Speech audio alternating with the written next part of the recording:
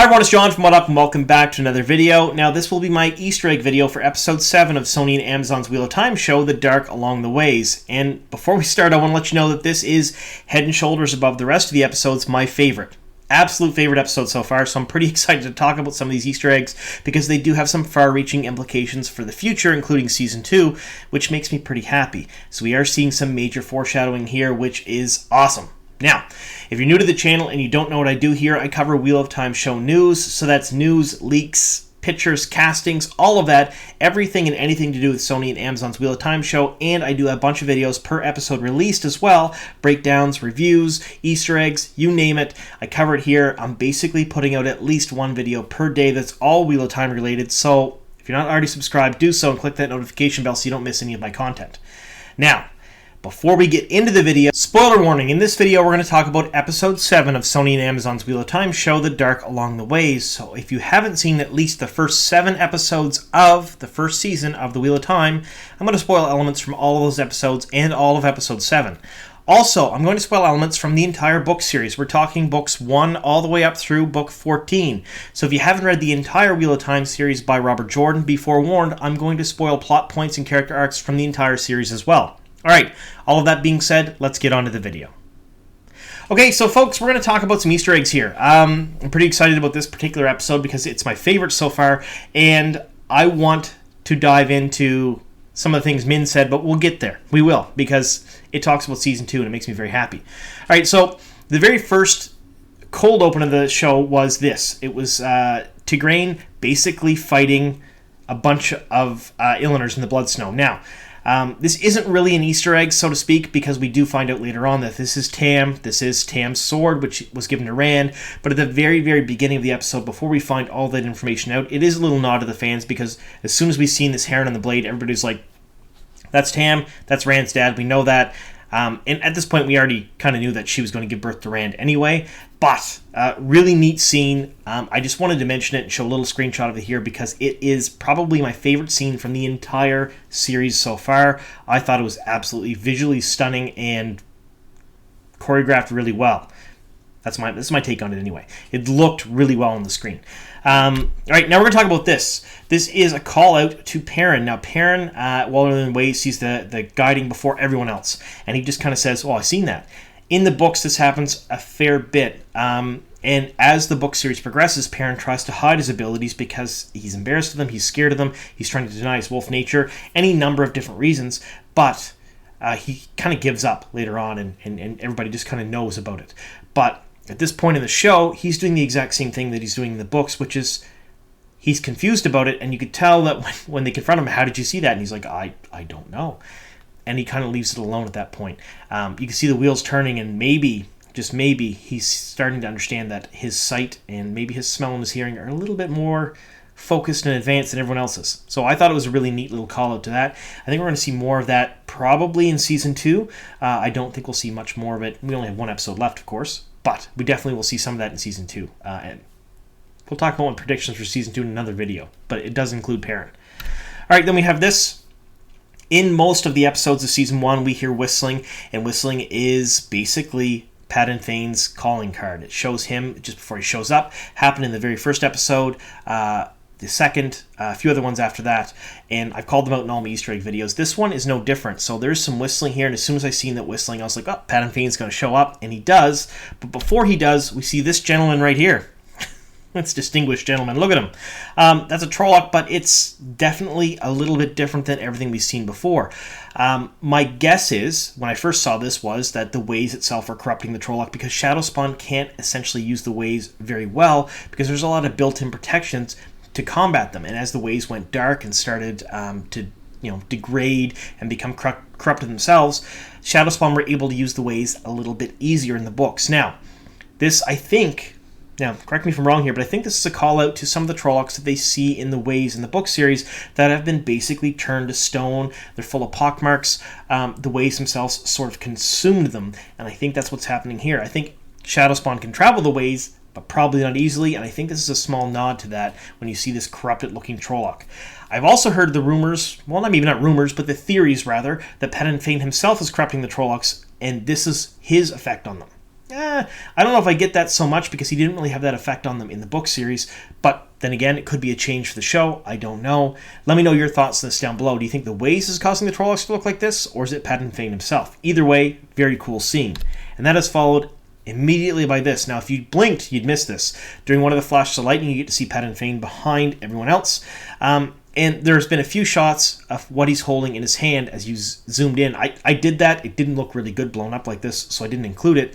But there is some promotional material, some actual stills that are out there on the Amazon Prime site that showcase Padin Fain holding a trefoil leaf. So he's holding one of those Avendesora leaves, which in the book series is used to operate the Ways. So I actually tweeted this morning, and for those of you who don't follow me on Twitter, do so, because I tweet stuff like this all the time. Tweeted that picture out this morning and then said basically, that the mystery of the Ways has been solved because we've seen the One Power opening it up, and there's a lot of questions. Can you use a leaf to open it up as well? Is it going to be completely different from the books? Is it now two different ways? What's going on here?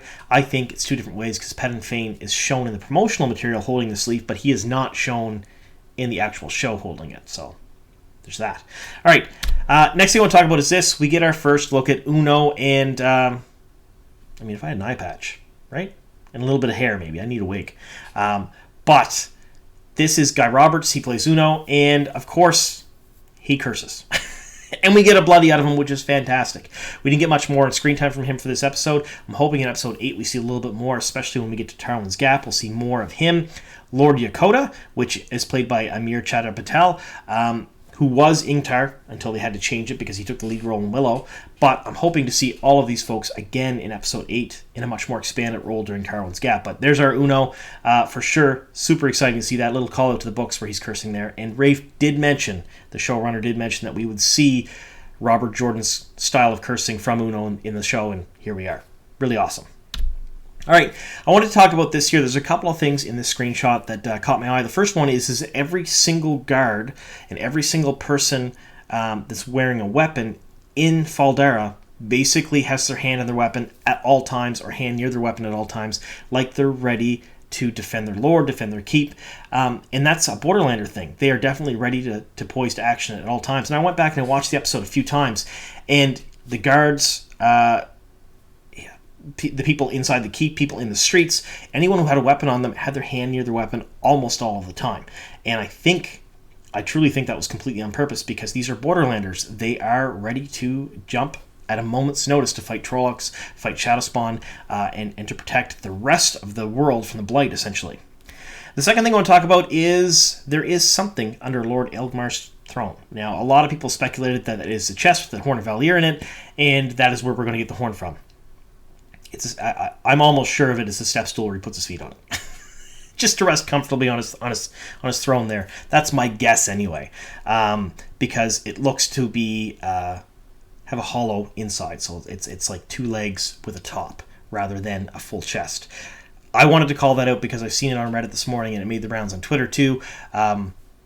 I don't think it's a chest. I don't think it's the Horn of Valir. I believe that we're probably going to see the Horn at the Eye, if at all. Maybe we won't even see it in the first season. Maybe we won't see it till the second. I don't know. But I don't believe it's under his throne. All right, next thing I want to talk about is this. This is Lady Amelisa. This is a little bit of a change from who we know her as in the books.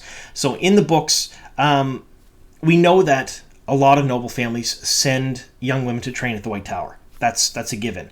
And Morghese, the Queen of Andor, was sent to train at the White Tower, but we didn't get to see her in Season 1. So I think this is sort of an amalgamation of that little bit there to kind of talk about that just a smidge and showcase the rings and how they work, because we haven't really seen that yet. There's been a lot of questions of what an accepted ring looks like, because in the book series, they get a Great Serpent ring when they're accepted. They have to wear it on a certain finger of a certain hand, and then when they become an Aes Sedai, they can move it anywhere they like. It's not the case in the show. In the show, we've only seen rings with stones in them. The emerald stones seem to be clear. Everyone else's stones were the color of their Aja, and we assumed upon raising to full sisterhood, when they chose their Ajas, or their Ajas chose them, they got a stone, and we don't know how that happened, of the color of their Aja. Now here we see Lady Amelisa's ring, which is really cool because it is a Great Serpent ring without a stone. So this showcases that she probably went and probably made it at least to accepted, which is pretty cool. I mean, that means she trained for a number of years at the tower, which is mentioned in the show. And and you've seen her lighting some lamps and stuff and using the one power, so she definitely has some strength in the power, but maybe not enough to become a full sister. But anyway, this is pretty neat. We actually get to see what an accepted ring looked like, because I assume she made it to at least accepted, because I don't believe they're giving rings out to novices in the show. I didn't see any of the fingers of the novices we've seen in episode 5, at least anyway. All right, this is something else I want to mention. This is a little call out to the book. Every single person in Fal Dara, none of them are wearing their hood up. So there's no coverings over their face or their head, full coverings of their face or anything. And that's a Borderlander law. Essentially, you can't cover your face in the Borderlands because you could be just a fade disguised. That's essentially what it is in the books. And I went through and watched the episode a couple times, and yeah, lo and behold, no one has their face covered in this entire episode, which is pretty neat. Some people may have their hoods up a little bit or have wrappings around and whatnot, but they don't cover their faces. And I think that is pretty neat and is a really good little detail. All right, now we're going to talk about this. I did my best here. So, everyone has been asking who Steve is. Phil Snowden's playing a character named Steve in the show, and this casting was released months and months ago. And it's been the talk of the town. People thought that maybe he was a Shamael, one of the Forsaken, the Dark One himself. So far, we have not seen him in the series that I have noticed. However, watching this episode quite a few times, the gentleman over to the right with the silver and gray hair looks an awful lot like Phil Snowden. I'm not saying that's Steve, because I did send this out to a few people, and they all basically said, yeah, there's no way that's Steve. That's not him. But that's the closest I've seen to someone looking like Steve in the series so far. We only have one episode left. I haven't seen him yet. Now, is Steve a Trolloc? Was he one of the people wearing prosthetics in the show? I have no idea. So I included this because I want to hear your folks' thoughts on this. Who is Steve? Now, if you don't know who Steve is, I've done a casting video on him quite some time ago, and he basically is played by an actor named Phil Snowden, and we know nothing else other than that. People thought it was kind of funny because it was a name that didn't seem to fit the Wheel of Time. I mean, Steve. But we had a Dana, and that fit really, really well. We've had Zahir, a few of the names that were a little not quite Wheel of Time-ish that we didn't think, and they fit really well into the show.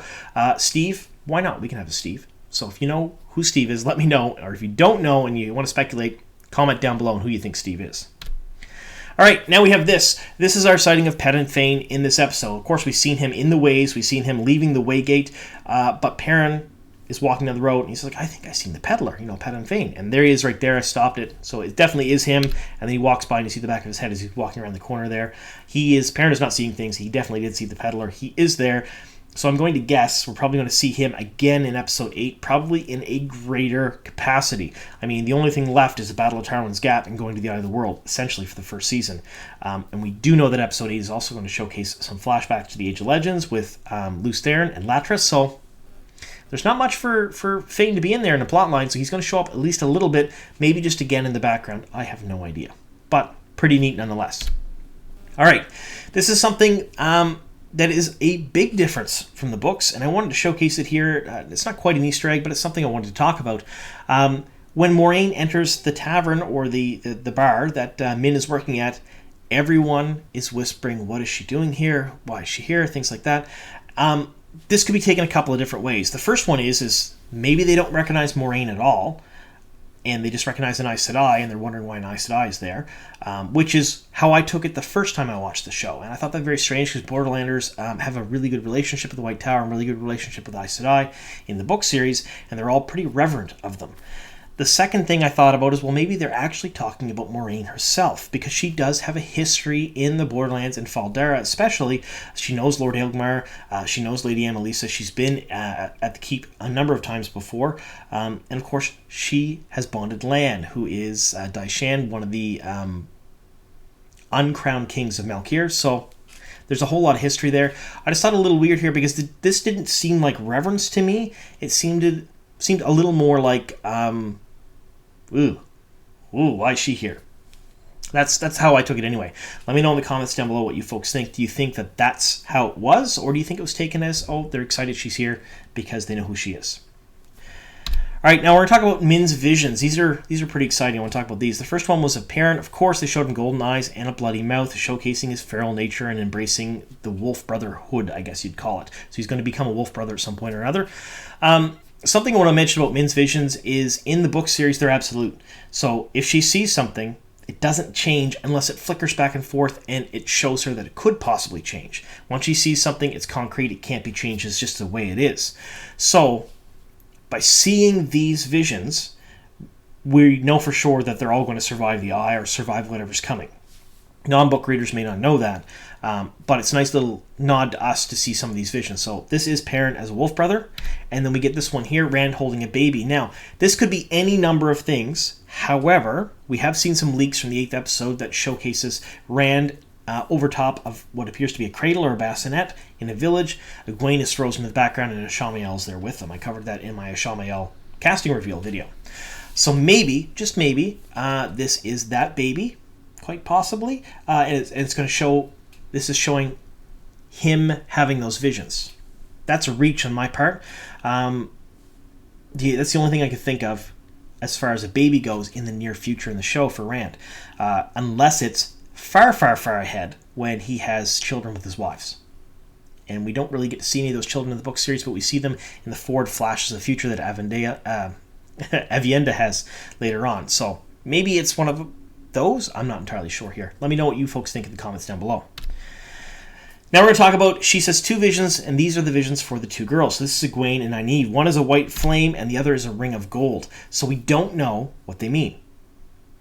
Really. So we don't know who she's talking about for each one of them. They could mean a couple of different things, but I believe the white flame one is for Egwene because she does become the Amyrlin. So she does become the Amyrlin seat herself later on in the book series. So this is probably showcasing that, or could showcase the fact that she's just going to join the White Tower and become an Aes Sedai. One of the two. The Ring of Gold could be an Aes Sedai ring, but I believe it's probably more likely the Ring of the Kings of Malkier that Lan gives to Nynaeve later on, the Golden Crane. That's my guess on that one. So I think the first one's about Egwene.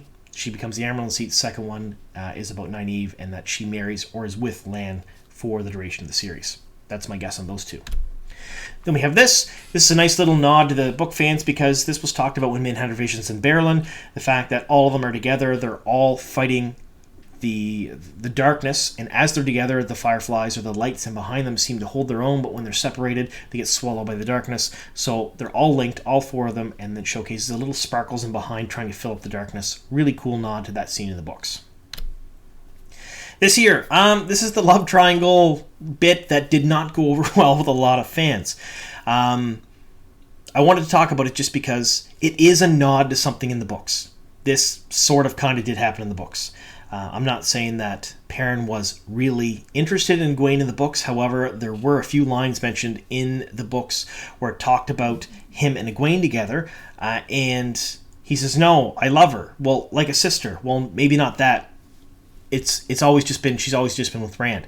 There was that little bit left there where it was kind of hanging that maybe he did sort of had feelings for her a little bit, maybe more than family or a friend, and that was in the book series, but that was pretty much where it ended. There was not much else after that mentioned about it, and it's almost like it was forgotten.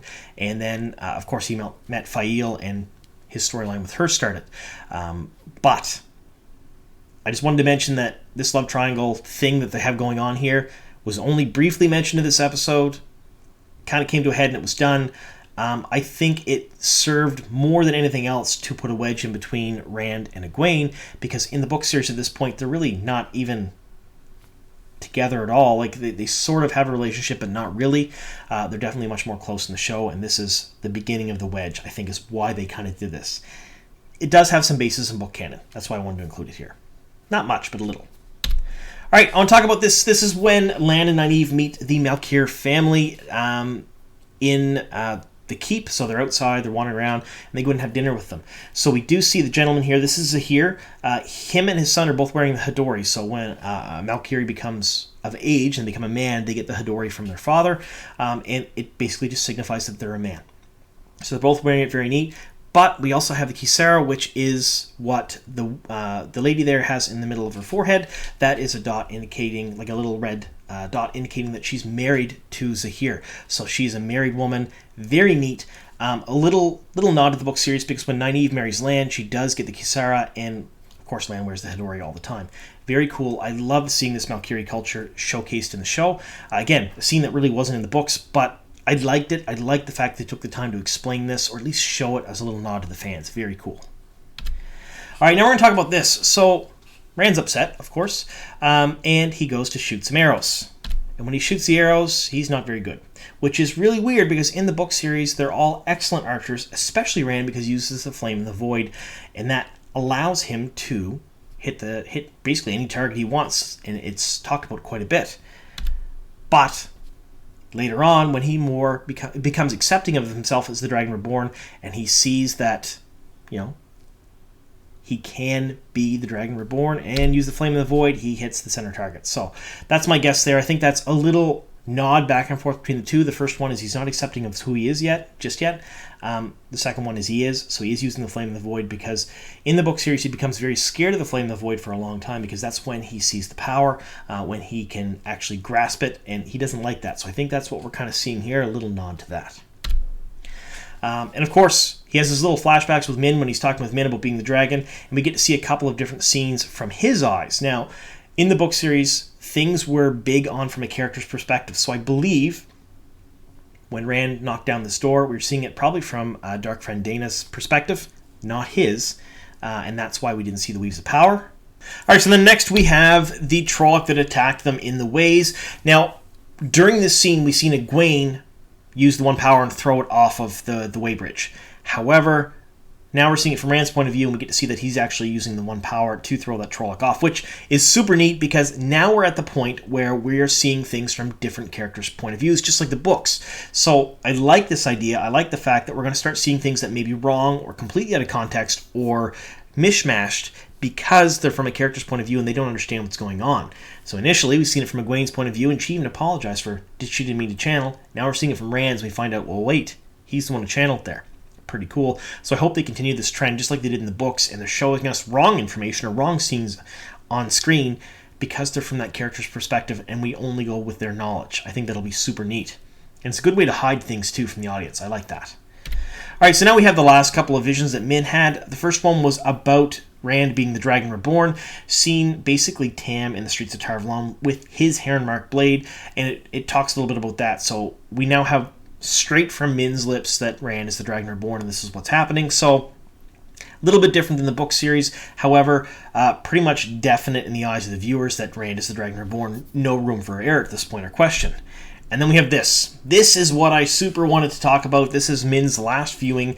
And in the books, Min's viewings were great. There were whole databases just around her viewings, what they could mean, what they meant, what the foreshadowing was, and it was super cool. And I remember reading the books as they came out and writing them all down and diving into them. A lot of people did that. I think we're going to see some of this in the show too.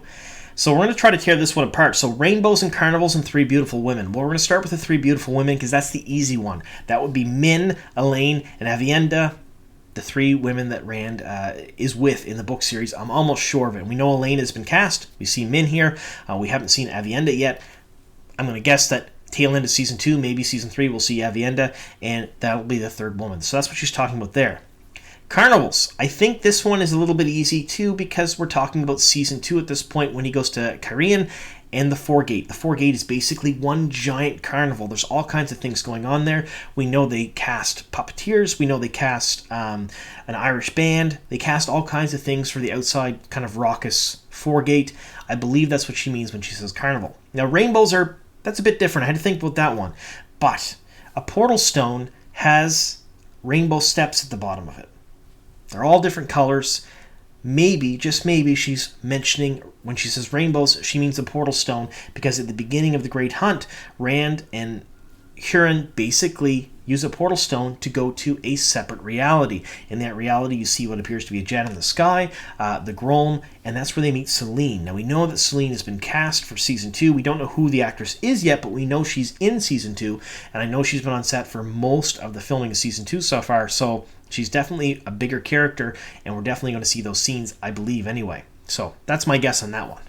All right, so I want to hear your take on all these Easter eggs. And again, like I've said a number of times before, if you folks find Easter eggs that I miss, because I'm going to, I'm only human, I'm going to miss quite a few, let me know in the comments down below. Send me an email, a message on Instagram, a message on Twitter.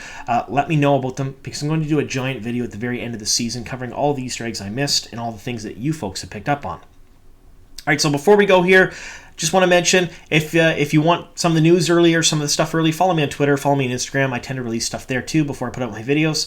And just in general, I hope you folks are enjoying the show as much as I am, because I love the show. It's very different, a lot of changes. It is certainly not the book series, however, it is fantastic in its own right. So there's that. Let me know what you folks think in the comments down below. Thank you so very much for sticking with me here to the very end. Here's to many more.